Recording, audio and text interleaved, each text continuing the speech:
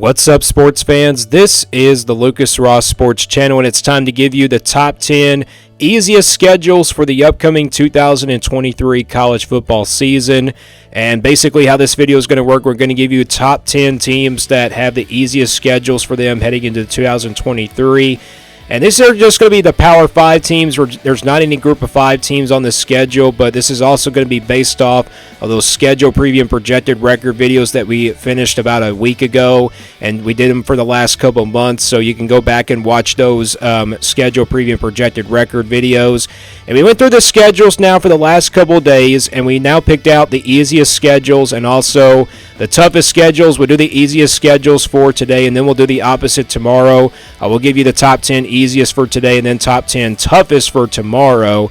So that's how the video is going to work. And basically, like I said, these are just based off of those schedule previews that we did for the last couple months. So again, go back and watch those videos, and these are just the Power 5 teams here for this video for today. So let's jump right into it here, and we actually had a tied for number 10 here for the top 10 spot, or actually I should say the number 10 spot here for these top 10 easy schedules. So we'll start from the bottom and work our way to the top. So like I said, we had a tie for number 10. Penn State comes in as the first team tied for number 10. They do have a pretty easy schedule for 2023. You look at this schedule, they do play West Virginia, Delaware, and UMass in the non-conference. They do play Illinois, Iowa, and Northwestern out of the Big Ten West, and they play all three of their, West teams to begin the year. In the month of September, it starts with Iowa and Northwestern, and then they'll play, of course, Illinois as well in the month of September. So they'll play three of those games there to start the month of September. They do get Iowa at home, but Illinois, I think, is their toughest road game there outside the Big Ten West. Yes, they do play Michigan and Ohio State on this schedule, but they get Michigan at home. So I think this is a pretty easy schedule for Penn State, and the non-conference schedule is also the reason why I think they end up here tied for number 10. So a pretty easy schedule for the Nittany Lions. Let's go to the second team now that's tied for number 10. And that's Wisconsin. Wisconsin with a pretty easy schedule for 2023. You look at who they'll play in the non-conference. They'll play Buffalo, Washington State on the road, and Georgia Southern at home. So that's not really a tough non-conference schedule. Washington State will be a tough one there on the road on September the 9th. But, the Pac-12 sometimes is not really good every single year. That's not one of the, best Power 5 conferences out there. Wisconsin will play Rutgers, Ohio State, and Indiana outside the Big Ten West. And, you want to really get a good draw outside the Big Ten East if you're a Big Ten West, division team. But you get Rutgers, Ohio State, and Indiana. Rutgers and Indiana's not really that bad. Ohio State will be a tough one, but they get that game at home. So this is a pretty favorable schedule for this Wisconsin team, a team that's coming in with a lot of hype and also with Luke Fickell as the head coach. So I kind of expect Wisconsin to live up to the expectation here with this schedule. Again, it really sets up well for them. So Wisconsin, that's how they ended up with a really easy schedule and also tied for number 10 here in this top 10 countdown. Moving on to number 9. Maryland. Maryland's number 9 on this list, and there's a lot of Big Ten teams on this schedule, on this top 10 countdown. Looking at Maryland's schedule, though, they do play Townsend, Charlotte, and Virginia here at home. Virginia, I really don't expect them to be that good. Yes, they are a Power 5 team, but I don't really expect them to be all that great. Same thing with Penn State's schedule. West Virginia was a Power 5 team, but I don't expect that team to be really good either. They do play Illinois, Northwestern, and Nebraska out of the West. Illinois will be at home. Northwestern and Nebraska are both on the road. I think Nebraska will probably be their toughest road game there outside the West. But all in all, this schedule is not all that tough. They do play Ohio State on the road, but they do get Michigan and Penn State both at home in the month of November. So very winnable games for Maryland. This is a team that I kind of expect to be decent this year in the Big Ten. So I think Maryland will be that decent team heading into 2023. So again, favorable schedule for this Maryland team. That's how they ended up here at number 9. Moving on to number 8. Oregon. We now head to the Pac-12. Oregon with a pretty easy schedule for 2023. They play Portland State, Texas Tech on the road, and then Hawaii out of the non-conference. Texas Tech will be a tough one there on the road, but I think Oregon is the more talented team heading into this game. I know it's a road game and all, but I think this really is an easy non-conference schedule for Oregon. Like I said, they played Georgia last year in the SEC, and that made their schedule a lot tougher. They do play Washington on the road and Utah on the road, but they don't have to play UCLA on the schedule this year. They do play USC and Oregon State both at home, so this is what makes the schedule a lot easier. They get USC and Oregon State at home. Utah and Washington will be tough ones there on the road, but other than that, this schedule is not all too tough for Oregon, and that's in the non-conference schedule. That's how they ended up being number 8 on this top 10 countdown. Number 7, we stay in the Pac-12. USC with a pretty easy schedule. USC comes in at number 7. They have San Jose State, Nevada, and of course Notre Dame on the road in the non-conference. That is not a really tough non-conference schedule for USC. San Jose State should be a pretty easy one. Nevada really could be an easy one as well. Then Notre Dame will be their toughest one here in the non-conference, but they don't play Oregon State on the schedule. That's the good news. They get, Utah at home, they get Washington at home, and they also get UCLA at home. So you're talking about 3 home games that are very winnable, and of course you got Oregon on the road and Notre Dame on the road. Those are their only toughest road games on this schedule, so that's how they ended up here at number 7, and they also have a favorable non-conference schedule. Now they could lose 2 of those games there to Oregon and Notre Dame on the road, but this is a pretty easy schedule for this USC team. I'm not too concerned about this team heading into this season as well, and again, a favorable schedule. That's how they ended up here at number 7 on this top 10 countdown. Moving on to number 6, Miami. Miami with a pretty easy schedule for 2023. And you're probably thinking, how is this schedule easy? Well, they do play 3 cupcake non-conference games, 2 cupcake games, I should say. Temple will be on the road, but then you got Bethune Cookman and Miami of Ohio both at home. You got Texas A&M at home. I know they play them out of the SEC, but that's a team that's coming off a 5-7 record last year, and plus they get them at home. And then you got North Carolina, Florida State, both on the road. But you got Clemson at home, and I think that's just what makes the schedule so much easier, is that you don't have to play Pittsburgh, Virginia Tech, or anything like that. Pittsburgh will be, if Pittsburgh was on this schedule, it would make the schedule a lot tougher for Miami. But I think Miami deserves to be at the number 6 spot, and the non-conference schedule is the reason why I think they end up at number 6 on this countdown.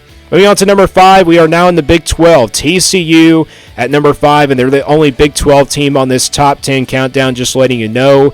You look at who TCU will play in the non-conference. They'll play Colorado, Nichols, and SMU. Pretty favorable non-conference schedule, a team that's coming off that playoff, appearance from last year. Colorado, yes, that will be a tough one there out of the Pac-12, but they get that game at home. And they also played 2 newcomers in the Big 12. They'll play Houston and BYU. And if you look at this schedule, no Oklahoma State on the schedule and no Kansas. So that's the good news there. You have to play Kansas State and Iowa State both on the road, but you also get Texas and Baylor at home. So this schedule overall for TCU is not really all that tough.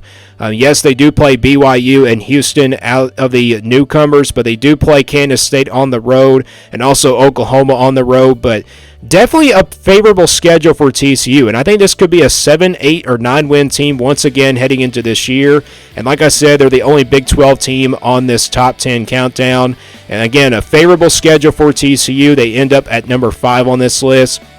Moving on to number 4, we're back in the Big 10. It's Nebraska. Nebraska with a pretty easy schedule for 2023. A team that's really in a rebuild mode, and also a program that's in a rebuild mode. They'll play Colorado on the road, NIU and Louisiana Tech in the non-conference. Colorado, like I said, will be a tough one there on the road, but Nebraska, that's a very winnable game for them. They'll play Michigan at home out of the East, and they'll also play, of course, Maryland at home and also Michigan State on the road. And you could say that's a pretty tough draw there out of the East, but I don't think it really is. You get Maryland and Michigan both at home, 2 pretty decent teams, and then you get Michigan State on the road, which that's a very winnable game. It will be a tough place to play. I think this schedule really sets up nicely for Nebraska in their first year. Yes, they do play Minnesota to start out the year, but this non-conference schedule, I'm telling you, Nebraska has a really good chance to live up to those expectations, and that's how they ended up here at number 4 on this countdown. Moving on to number 3, we stay in the Big 10, Iowa. Iowa with a pretty easy schedule for 2023. Utah State, Iowa State on the road in Western Michigan. They get those teams in the non-conference. They'll play Penn State out of the East. Yes, that's their toughest game there on the schedule perhaps, but they do get Michigan State at home, and they also play Rutgers as well. This is not too tough of a schedule for Iowa. They do play Northwestern at Chicago, and like I said, they do have a bunch of home games on this schedule, only 4 away games.